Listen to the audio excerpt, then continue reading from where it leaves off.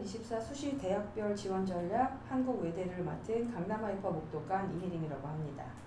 자, 오늘은 외대의 수시 주요 변경사항을 좀 알아볼 텐데요. 우선 가장 첫 번째, 모집 단위가 좀 개편이 되고 신설학과가 있었다라는 점, 그리고 학교장 추천 인원과 전형 방법의 변화, 학생부 종합 면접 비중이 강화됐다는 점, 그리고 논술 교과의 비중이 감소되었다라는 것들을 이제 크게 눈여겨볼 만한데요. 우선 신설 모집 단위, 즉 학과들이 있는데 서울 캠퍼스와 글로벌 캠퍼스에서 이런 AI 융합대학, LNGN AI 융합부, 소셜 사이언스 앤 AI 융합부가 각각 40명씩 자연계열, 인문계열에서 선발을 한다고 합니다. 저희 학과들이에서 뭘 배우는지 좀 봤더니 어떤 이제 외대의 장점인 언어 자원을 과학적으로 좀 활용하는 것에 대해서 공부하는 학과라고 하네요. 그래서 통계나 공학수학 알고리즘 이런 것들을 이제 바탕으로 해서 언어 관련한 이제 데이터 처리 기술을 좀 배우는 게 아닌가 싶고요. 소셜 사이언스인 AI 융합학부 같은 경우는 글로벌 지역학, 어문학 등 이제 사회과학 인프라를 바탕으로 이제 어떤 식으로 데이터를 활용할 것이냐 이런 걸 배우는 이제 학과라고 하는데 좀 새롭게 신설이 되는데 다양한 걸 어학과 관련된 다양한 걸 배우는 학과라서 좀 기대가 되는 것 같고요. 글로벌 캠퍼스에서는 이제 공과대학 여러 단과대학에서 다양한 이제 학과들이 이렇게 개설이 돼서 이런 부분들이 조금 눈여겨볼 만한데 이제 전반적으로 인원이 크게 늘었다라고 생각하실 수 있기는 한데 기존에 있었던 통번역대학이나 글로벌 자유전공학부 자연계열이 폐지가 되면서 생긴 거라서 큰 전체적인 인원의 변동은 없는 걸로 보여집니다. 그리고 이제 교과 전형의 이제 가장 큰 변화는 고등학교별 최대 인원 이제 최대 20명까지 추천 가능했었는데 올해는 서울과 글로벌 캠퍼스에서 각각 10명 이내로 지원하도록 이제 제한을 좀 두었다라는 게 달라진 점이고요. 진로 선택 과목을 반영하게 되었다. 이 두 가지가 이제 가장 큰 변화된 부분이라고 보여지고요. 수능 최저 학력 기준 같은 경우는 전년도와 이렇게 동일하게 2개 합 4이고요. 서울 캠퍼스는 그다음에 글로벌은 인문이나 자연계열이나 한 개 영역이 3등급 이내만 들면 된다고 하고요. 그다음에 학생부 반영 교과목 같은 경우는 이제 변했다기보다는 외대의 좀 특징이라서 알아두고 가시면 도움이 되겠다 해서 이제 보고 싶은 건데요. 우선 내신 점수의 산출 지표가 등급 환산 점수 또는 원점수 환산 점수 중에 상위값을 적용해라 이런 얘기인 건데 무슨 얘기냐면 내신 산출 예시처럼 원점수 92점을 받은 학생들이 이제 워낙 잘하는 학생이 많아서 그 학교에서 4등급을 받았다고 했을 때 등급 환산 점수랑 원점수 환산 점수랑 둘 중에 유리한 거를 반영하겠다 이 얘기인 거예요. 그러면 보통 이제 잘하는 학생들이 많이 있는 특목고나 자사고에서 이런 경우가 있죠. 보통 이제 92점으로 보면 원점수 자체로는 나쁜 건 아닌데 이렇게 잘하는 학생이 많을 경우 평균이 높고 그러다 보면 이제 동점자 학생들이 많아서 등급이 이렇게 좋은 점수를 받고도 안 좋은 등급을 받으면 만약에 등급으로 환산 점수를 했을 때 이렇게 따라가 보면 4등급이면 154점을 받게 되는데 원점수인 92점을 기준으로 했을 때 환산 점수를 따라가면 90점 이상이니 등급에 관계없이 점수만 놓고 보면 90점 이상이라고 하니 200점을 받을 수 있는 거죠. 그러면 92점의 4등급이라는 학생은 환산 점수의 기준을 원점수로 가져가냐 또는 등급으로 가져가냐에 따라서 환산 점수가 이렇게 달라지고 하나는 배점이 굉장히 높죠. 200점이고 하나는 154점이니 유리한 거를 적용을 하도록 해라 라고 하면 당연히 이쪽이겠죠. 그래서 이런 이제 조건은 특목고나 자사고 학생들이 좀 좋지 않을까.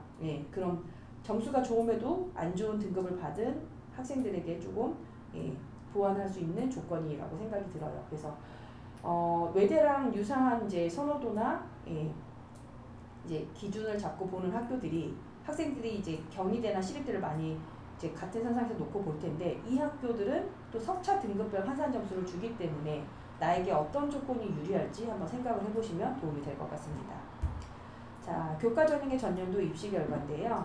일단 경쟁률이 높았던 상위 5개 학과를 기준으로 이제 충원율과 환산 점수 70%, 즉 교과 그 전형 총점이 300점이 만점인데 그 최종 등록한 학생의 상위 70%의 환산 점수를 이제 보여준 거거든요. 그래서 외대에서 이제 얼마 전에 수시 모집 지원 가이드라는 거를 이제 발표를 했는데 거기에 있는 정보라고 보시면 돼요. 그래서 경쟁률이 높은 학과들이 충원율이나 환산 점수 등 이제 최종 합격자의 점수가 어느 정도 될 것인지 한번 가지고 와봤어요. 궁금해서.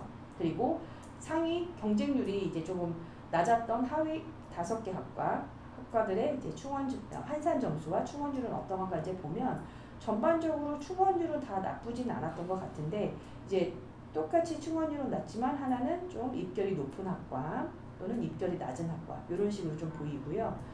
보통 이제 교과 환산 점수의 평균이 294점이라고 놓고 보면 경쟁률이 낮았던 학과에서는 다소 이제 이 학과 말고는 다들 평균 이상으로 조금 높은 점수인데 보니 좀 선호도가 있는 학과였죠.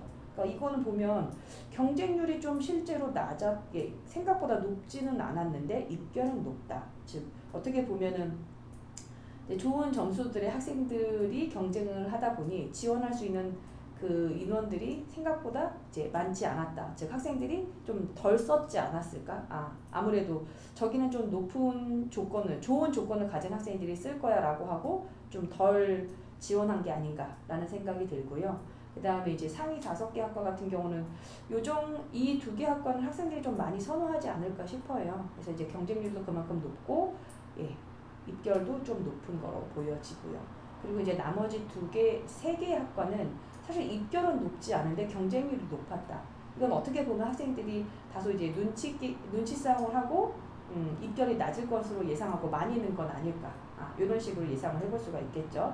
그런데 이제 최저를 감안하지 않고 본 경쟁률이고요. 이제 보통 실질 경쟁률이라고 하면 수능 최저 기준을 충족했을 때 그 학생들끼리의 그러니까 최저를 맞춘 학생들끼리의 경쟁이라고 보시면 돼요. 그랬을 때 실제 그냥 단순 경쟁률은 이랬지만 최저를 맞춘 학생들끼리의 경쟁률이 이 정도였다라고 하면 좀 그래도 막 현격한 차이는 아니지만 좀 줄기는 했네요. 그래서 보면 이제 이 학과들도 실질 경쟁률이 높은 학과들은 이렇게 좀 상위 5개 학과를 보니 영어, 교육학과, 행정학과 학생들이 보통 선호하는 학과라고 보여지거든요. 그러니 입결도 높고요.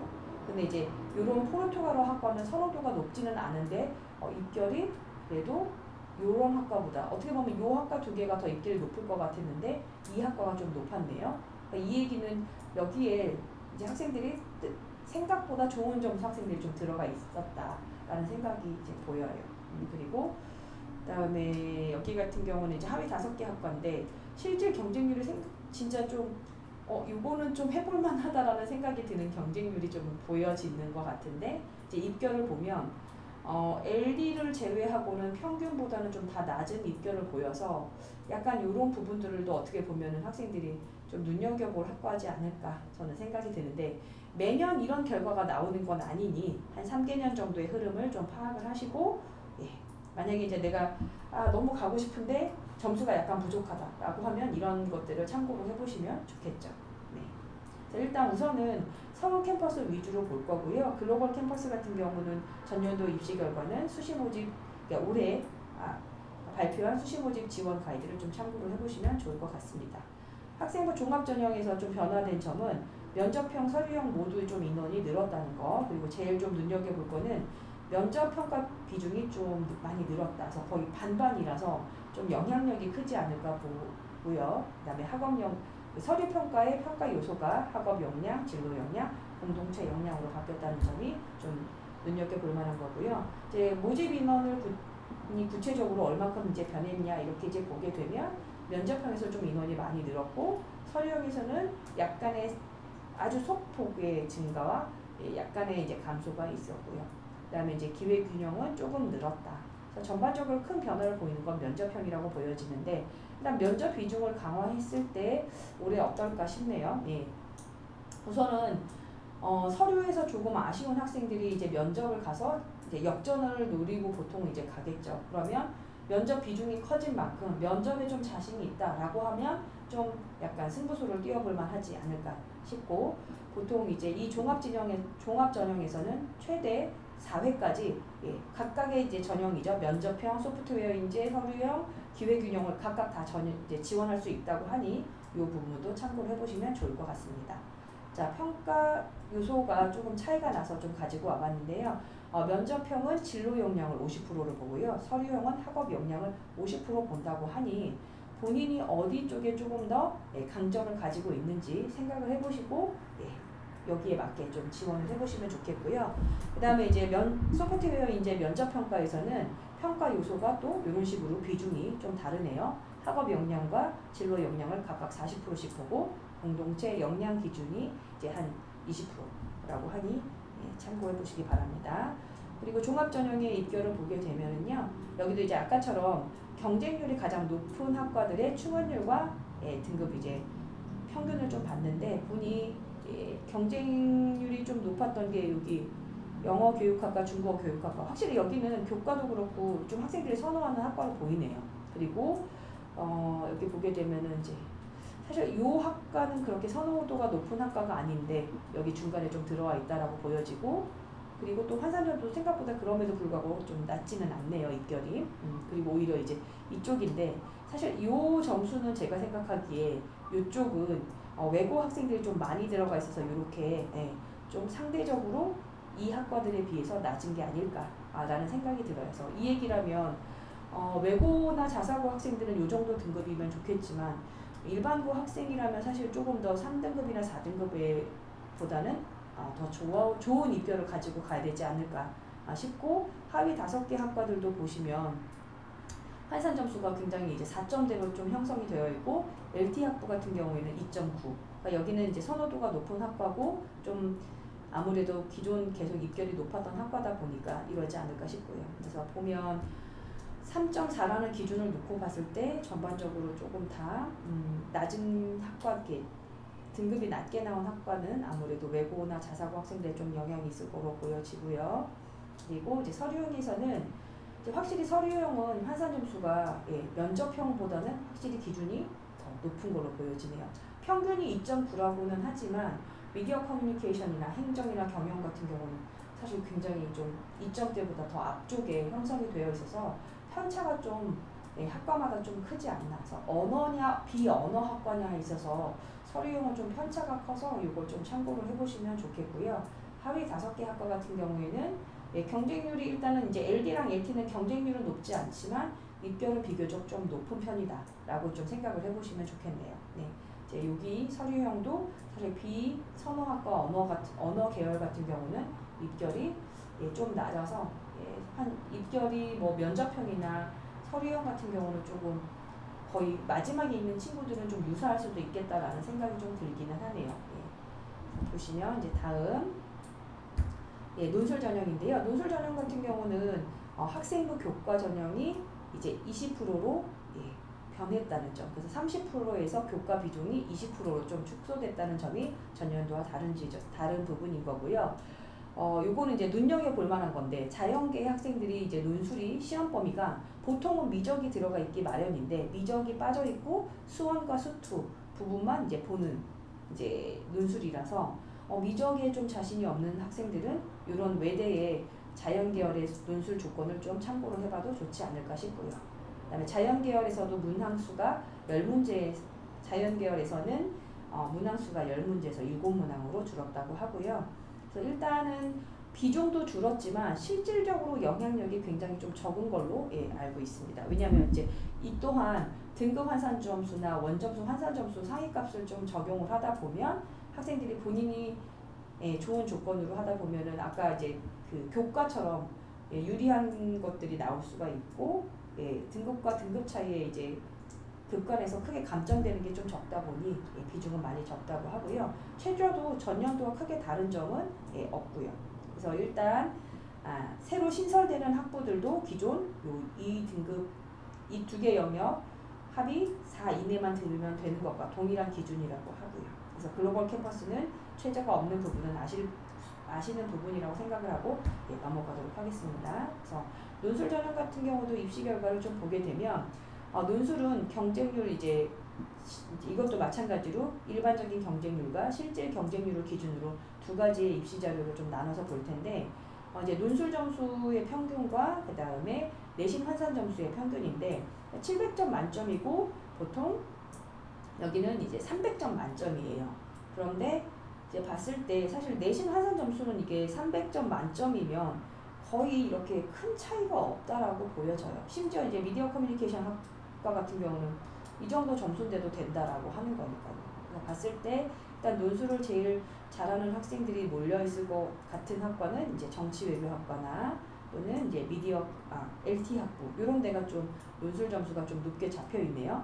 자, 논술 점수의 평균은 666점이라고 하니까 상위 5개 학과, 경쟁률이 높았던 학과는 논술 점수도 좀 평균이 높구나 라는 걸 알 수가 있겠고, 하위 5개 학과는 이게 굉장히 좀 차이가 크네요. 평균이 666인데 거의 한 10점에서 14점 정도의 차이, 뭐 많게는 16점 차이인데 한 20점 차이가 있네요. 그렇죠? 낮은 학과들 같은 경우는 이런 학생들, 약간 좀 이런 학생들이 아니라 이렇게 논술 점수 평균이 좀 낮은 걸로 봐서는 외대를 지원하는데 내가 논술이 좀 자신 없다라고 했을 때 이런 언어에, 소수 언어에 관심이 있다라고 하면 좀 지원해 볼 만한 논술 점수 평균으로 보여지고요. 실질 경쟁률로 놓고 들어가 보면 이제 경영이나 뭐 요거는 사실 실질 경쟁률이랑 이 부분은 많이 좀 차이가 안 나는 것 같네요. LT 학부가 좀 빠져 있고 오히려 행정이 좀 들어와 있고, 그래서 보면 실질 경쟁률이 좀 높은 학과들은 이쪽이네요.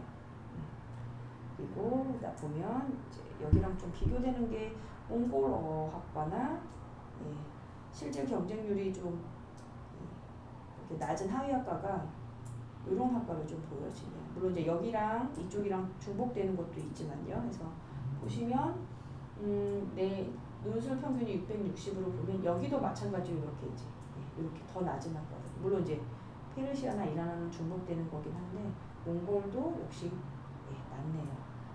이렇게 논술 입결을 좀 볼 수가 있을 것 같습니다. 그래서 올해는 내신 환산 점수 총점이 작년에는 300이었는데 올해는 이제 200점으로 좀 바뀌기 때문에 그 부분을 비교해서 보셔야 될 것 같습니다. 이제 입결을 보실 때는 다음에는 그렇게 봐야 되지 않을까 싶고요. 그래서 외대는 제가 준비한 자료는 여기까지고 안내해 드린 부분 참고해서 지원하시면 좋겠습니다. 네, 수고하셨습니다.